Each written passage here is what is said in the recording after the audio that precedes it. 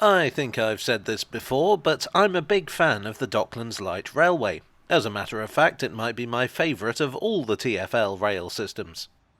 Recently, I picked up a rather interesting piece of memorabilia.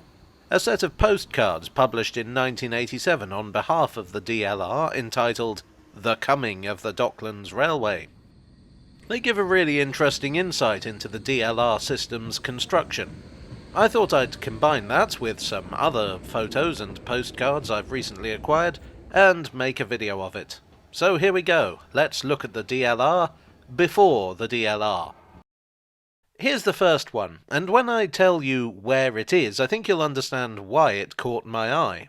This is the viaduct across the West India Docks under construction in 1985. For comparison, this is the West India Docks and the same viaduct in the present day. It's totally unrecognisable. No skyscrapers, no hotels or luxury flats, just derelict warehouses. Honestly, I'm not even sure where this photo was taken from. A fun fact that I learned recently was that the viaduct across the docks served a secret purpose. The idea was that this high viaduct looking out across the water would demonstrate how attractive the area could be for developers. The next two are the Limehouse Viaduct.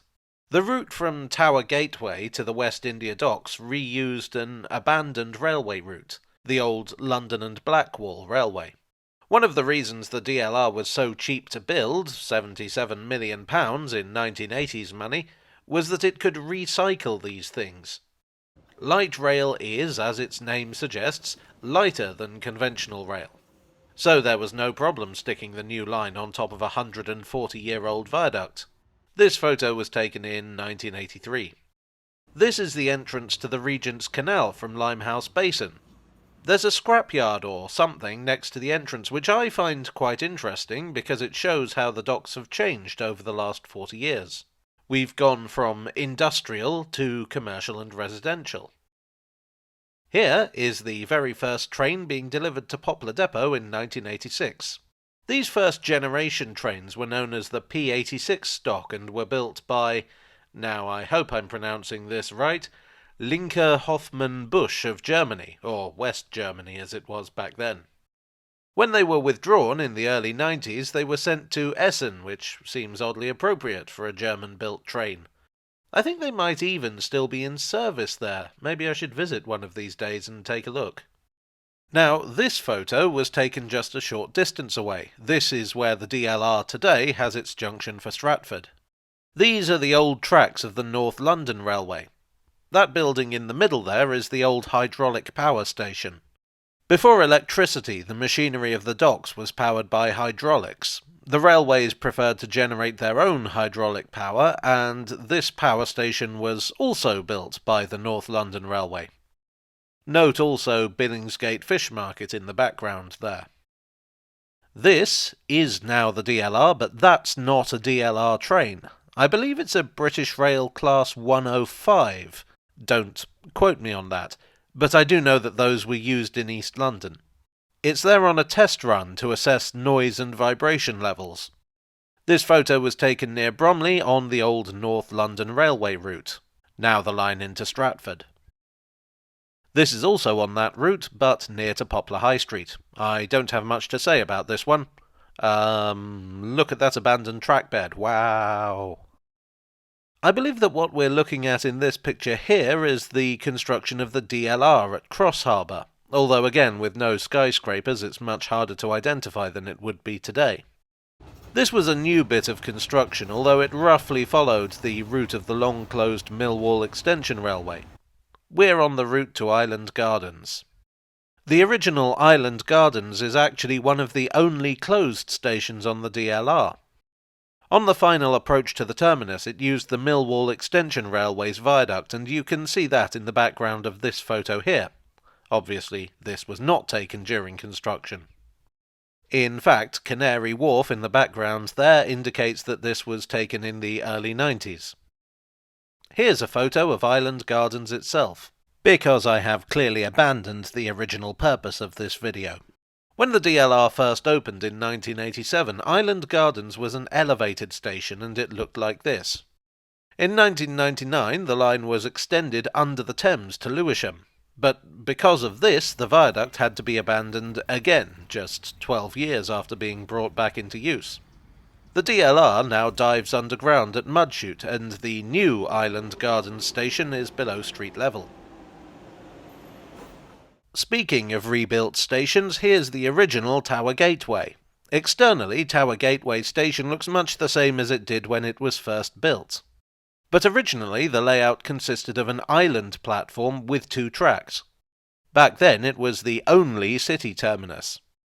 But when the extension to Bank opened in 1991, Tower Gateway became very much the secondary terminus. These days, 90% of city-bound passengers go to Bank. In 2008, Tower Gateway was rebuilt with a single track and 2 platforms. Look what's in the background of this photo here. That's Canary Wharf Station under construction.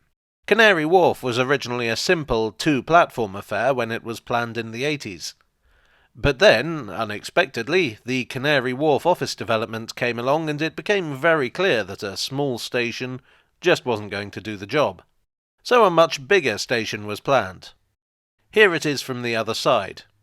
The new Canary Wharf was a 6-platform thing with a huge overall roof. In some ways it was a sign of the potential of the new system. Yes, it had been planned as something basic and low budget, but it would enable regeneration of the area on a scale that even the most money-minded ministers hadn't dreamed of. And now for something completely different. Here's an interior shot of one of the P-86 trains. Get a load of that maquette, for those of you who like maquette. I know you're out there. Note also the indicator that says Red Route. Now, when the DLR was first opened, it wasn't considered a part of the TfL network, or even the London Transport Network, which was what it was called back then. It had its own map.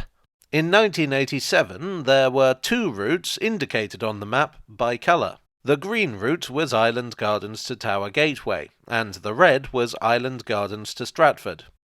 The final 2 images are a couple more publicity photos. Here we see a train at South Quay in front of the old South Quay Plaza buildings.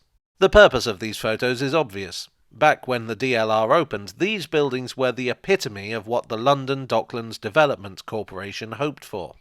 Modern office buildings served by the light railway.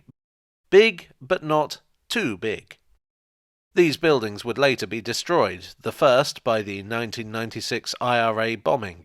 The others would be demolished as part of a redevelopment that's still underway. In a sense, it illustrates just how quickly things changed. In the 80s, this was the perfect Docklands development. Then Canary Wharf came along, and now office buildings like these are inadequate. All in all, these images are a fascinating record of the development of both a railway system and the places it serves. The DLR has changed a lot, but also it's brought change. It's just as well it was photographed. Things move so fast it's easy to miss something.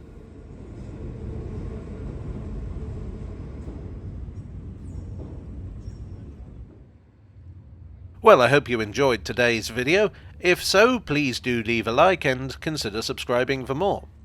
I would like to thank my donors on Ko-fi, on Patreon, and here on YouTube for your generous support. You are the elevation to my light railway. And I will see you all again very soon. Cheerio.